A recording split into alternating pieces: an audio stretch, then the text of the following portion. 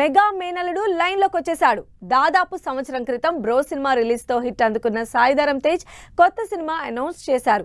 కొత్త డైరెక్టర్ ని పరిచయం చేస్తూ తన 18వ సినిమా షూట్ కూడా రెడీ అయ్యారు. మరి 17వ సినిమాగా అనౌన్స్ చేసిన గాంజా శంకర్ పరిస్థితి ఏంటి?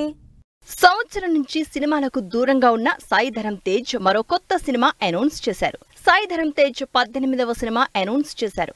కొత్త డైరెక్టర్ గా రోహిత్ ని పరిచయం చేస్తూ హనుమాన్ లాంటి బ్లాక్ బస్టర్ సినిమాని ప్రొడ్యూస్ చేసిన నిరంజన్ రెడ్డి ప్రొడ్యూసర్ గా ఈ సినిమా తెరకెక్కబోతోంది.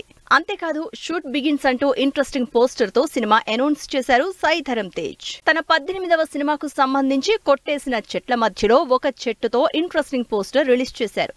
ఈ సినిమా కూడా రొటీన్ కమర్షియల్ లా కాకుండా ఏదో క్యూరియస్ మూవీగానే తెరకెక్కించబోతున్నట్లు తెలుస్తోంది. స్టార్టింగ్ నుంచి డిఫరెంట్ మూవీస్ ని సెలెక్ట్ చేసుకుంటున్న సాయి ధరమ్ తేజ్ ఈసారి కూడా ఏదో కంటెంట్ డ్రివెన్ మూవీతోనే ఆడియన్స్ ముందుకొస్తున్నారు. సినిమాలే కాకుండా ఈ మధ్య ఏపీ ఎలక్షన్స్ రిజల్ట్ టైంలో ఫుల్ హడావిడి చేశారు సాయి ధరమ్ తేజ్. లాస్ట్ ఇయర్ పవన్ కళ్యాణ్ తో చేసిన బ్రో సాయి ధరమ్ తేజ్ కి మంచి మైలేజ్ ఇచ్చింది.